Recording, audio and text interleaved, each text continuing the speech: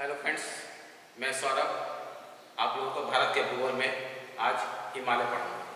हिमालय की उत्पत्ति कैसे हुई, कब हुई, हिमालय का आकार क्या है, इसका महत्व क्या है। आइए जानते हैं हिमालय की उत्पत्ति कैसे हुई।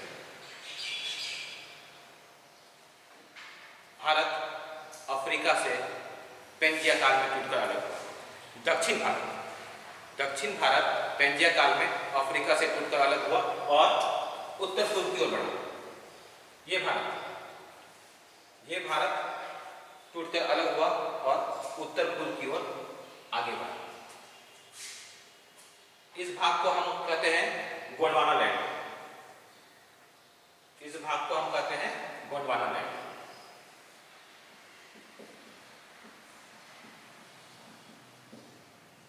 ये उत्तर पूर्व की ओर ऊपर जहां आज हिमालय है वहां टेथिस सागर हुआ करता था। कौन सा सागर? टेथिस सागर। इसके ऊपर अंगारा लैंड, इसे यूरेशियन प्लेट भी कहते हैं। अंगारा लैंड और गोंडवाना लैंड में कोबर के भूसन्नति के अनुसार कोबर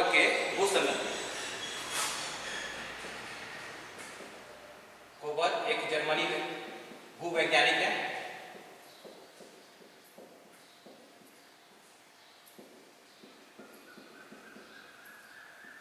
उसने भूसन्नति का सिद्धांत दिया।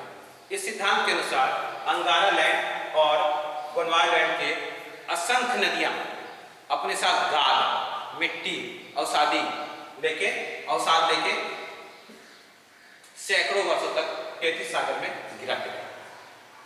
टेथिस सागर में अवसाद जमा होते गया। ये हमारी तरफ का भाग है, इस तरफ का भाग, इसको हम लिखते हैं उत्तर।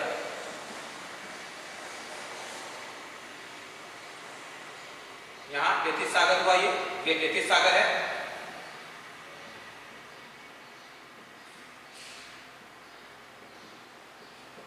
और ये हमारा अंगारा लैंड। दक्षिण में अंगारा लैंड, ये हो गया आपका गोंडवाना।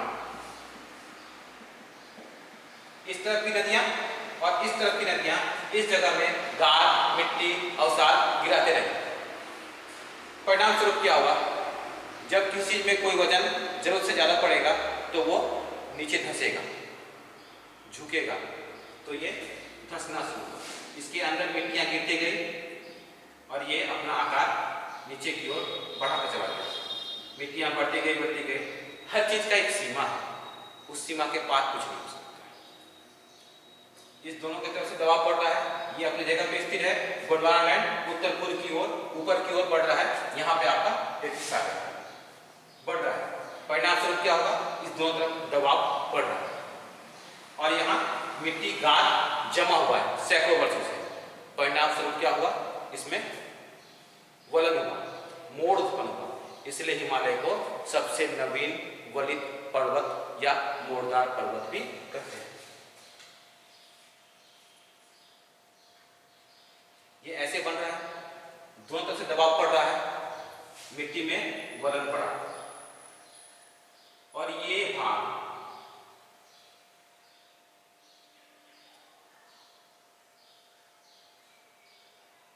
ऊपर की ओर किया। मैं इसे बड़ा करके बना देता हूं।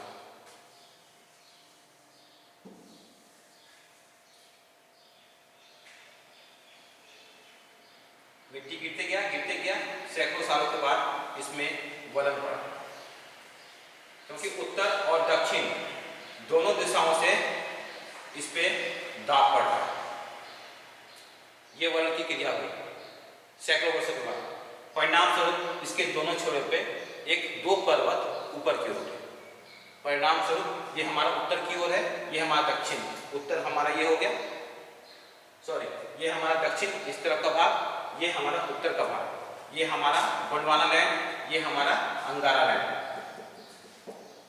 ठीक है, वलन पड़ा, दोनों तरफ उठ गया। ये ही हमारा हिमालय है। और ये हमारा क्यूनूल की पहाड़ियां,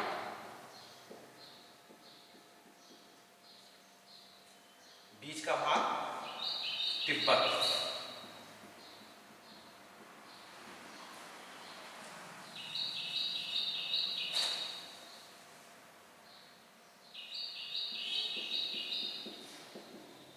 बीच का भाग ये तिब्बत का पठार।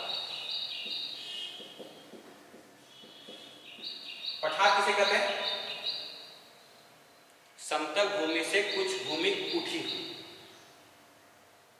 समतल भूमि से एक भूखंड जो कुछ ऊंचा, पहाड़ की तरह 1000 मीटर, 6000 मीटर, 8000 मीटर नहीं, कुछ मीटर, 700 मीटर, 800 मीटर ऊंचा हुआ, लेकिन बड़ा भूखंड है तिब्बत का पठार। ये हमारा इधर इस तरफ हिमालय, ये हमारा हिमालय, तिब्बत का पठार और क्यूनूल की पहाड़। ठीक है, ये सिद्धांत किसने दिया? कोबर के, जर्मनी भूवैज्ञानिक कोबर ने दिया। उसका सिद्धांत का नाम था भूसंगति का सिद्धांत। एक सिद्धांत प्लेट विवर्तनी का सिद्धांत हैरी हैस ने भी दिया। ठीक है, प्लेट विवर्तनी का सिद्धांत हैरी हैस ने दिया।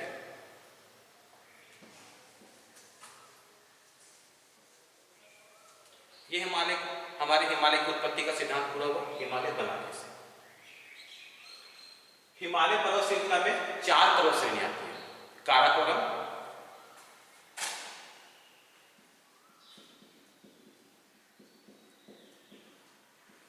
काराकोरम पर्वत श्रेणी सबसे पहले। दूसरा लद्दाख पर्वत श्रेणी। तीसरा जास्कर पर्वत श्रेणी। इसे हम ट्रांस हिमालय कहते हैं।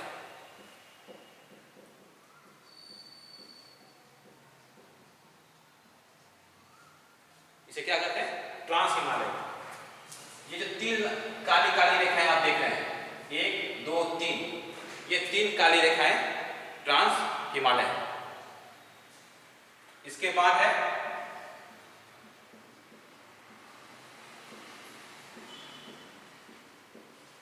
बृहद हिमालय,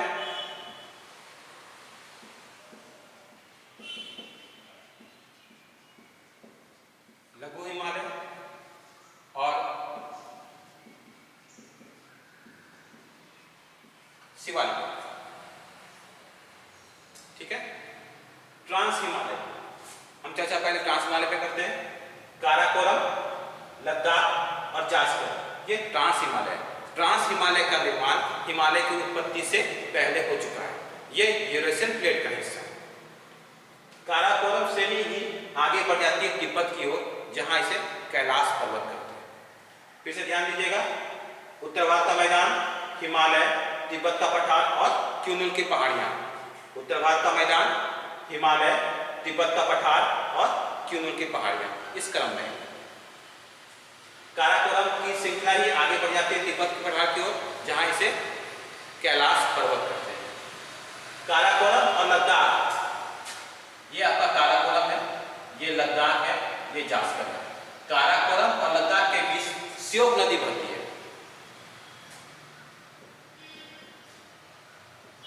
सवाल कई बार पूछा गया है, काराकोरम और लद्दाख के बीच कौन सी नदी बहती है? श्योक नदी। लद्दाख और जास्कर के बीच कौन सी नदी बहती है? सिंधु नदी। लद्दाख और जास्कर पर्वत श्रेणी के बीच सिंधु नदी बहती है। श्योक नदी सिंधु की सहायक नदी है, जो ये आगे जाके ये इसमें मिल जाती है।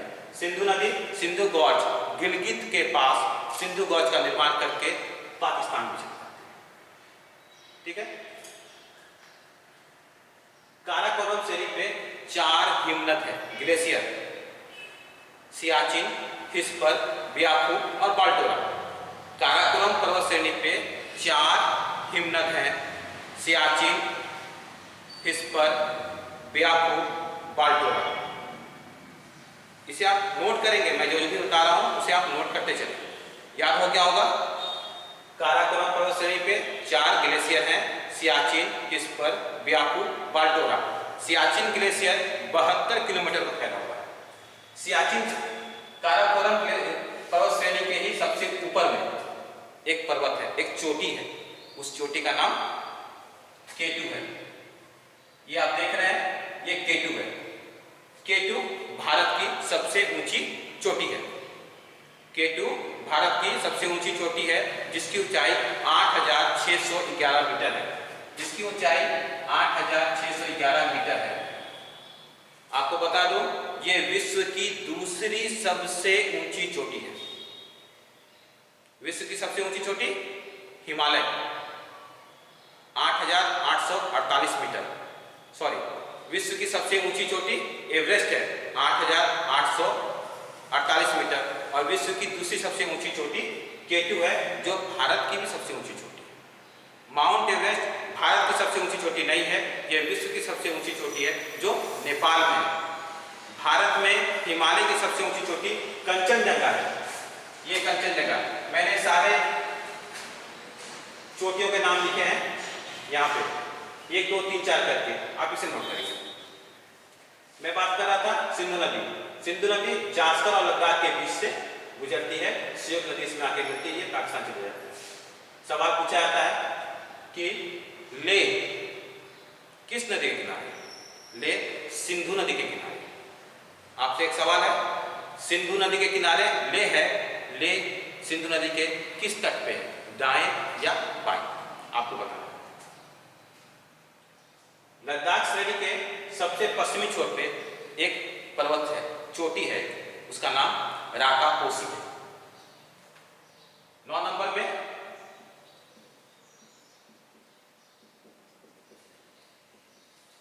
राकापोसी है। इसके नीचे जास्कर पर्वत है। ये आपका ट्रांस हिमालय का भाग है, जो हिमालय के बनने से पहले से बना यूरेशियन प्लेट पे स्थित है। ट्रांस हिमालय और हिमालय को अलग करने वाला कौन है? सच्चर जोन। यहां पे जो खाली जगह है, इस जगह का नाम सच्चर है। सच्चर जोन ट्रांस हिमालय को हिमालय से अलग करता है। ये था आपका ट्रांस हिमालय। अब हम बात करते हैं हिमालय की। हिमालय नंगा पर्वत से लेके नामचा पर्वत। नंगा पर्वत नाम है ये चोटी। नंगा पर्वत से लेके नामचा पर्वत, नामचा पर्वत तिब्बत में है। नंगा पर्वत से लेके नामचा पर्वत तक फैली हुई। इसका आकार सिंधु गॉर्ज, सिंधु गॉर्ज यहां पर है, से लेके दिहांग गॉर्ज, सिंधु नदी से लेके दिहांग गॉर्ज तक चापाकार है।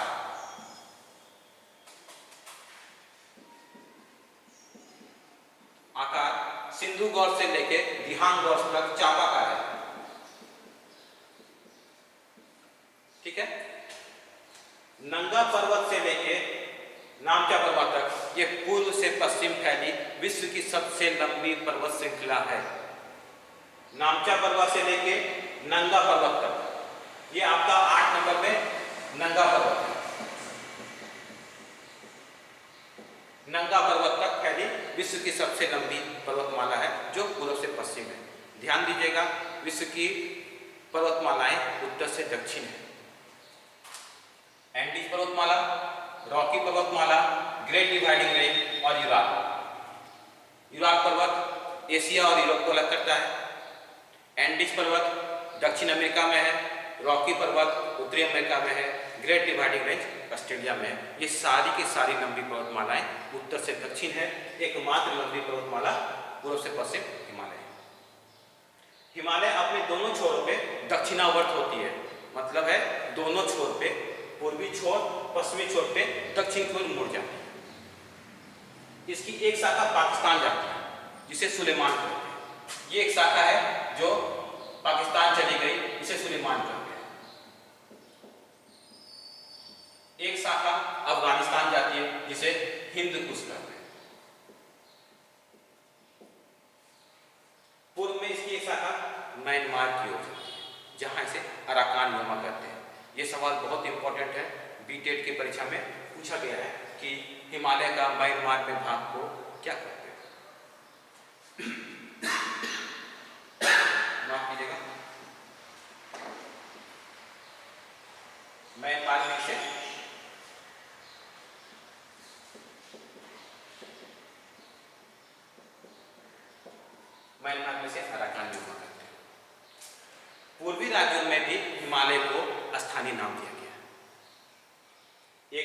चला गया म्यांमार और पूर्वी राज्यों में इसे स्थानीय नाम दिया गया।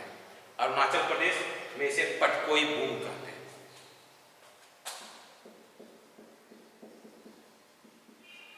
अरुणाचल में इसे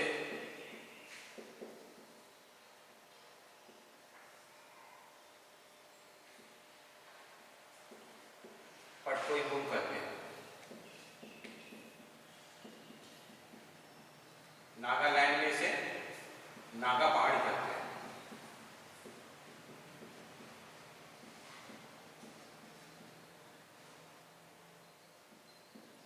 मणिपुर में इसे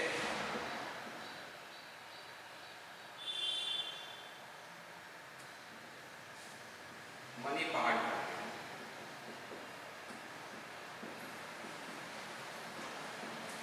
मिजोरम में इसे मिजो पहाड़ी कहते हैं। ये हिमालय का ही स्थानीय नाम है। इसे आप नोट करें।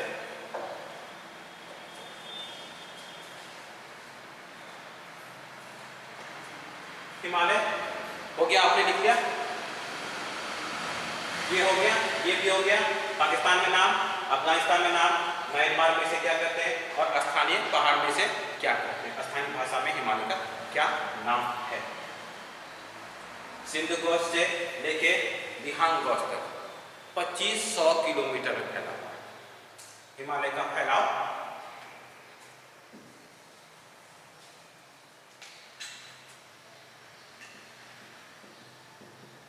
विस्तार 2500 किलोमीटर है।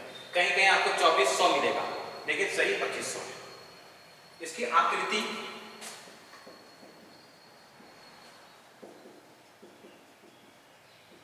चापाकार है। इसका निर्माण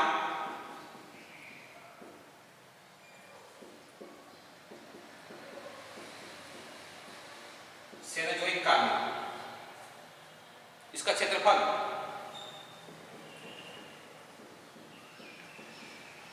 5 लाख किलोमीटर स्क्वायर है। ठीक है। अब मैं इसकी चोटियों की बात करता हूं। भारत में हिमालय की सबसे ऊंची चोटी कंचनजंगा। हिमालय की सबसे ऊंची चोटी माउंट एवरेस्ट है। ये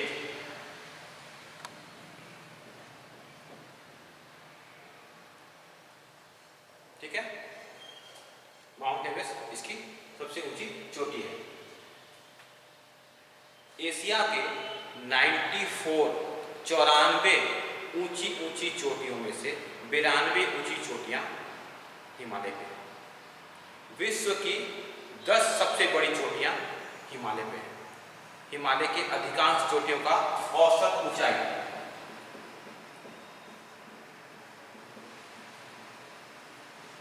6000 मीटर है। विश्व की चोटियों का औसत ऊंचाई अधिकांश चोटियों का 5000 होता है, 6000 होता है, उससे ज्यादा नहीं होता। ठीक है, ये आपका हो गया औसत ऊंचाई। चौड़ाई, पूर्व में हिमालय की चौड़ाई 160 किलोमीटर और पश्चिम में 400 किलोमीटर चौड़ाई। पूर्व में चौड़ाई कम होने की वजह से यहां पर ही अधिकांश चोटियां ऊंची ऊंची हैं। दो भूखंड जब आपस में टकराए तो जहां अधिक जोर पड़ा, जहां अधिक वलन हुआ, वहीं चोटी अधिक उठी। बाकी क्षेत्रों में कम है। समझ में आई मेरे बात? इसको आप नोट करें।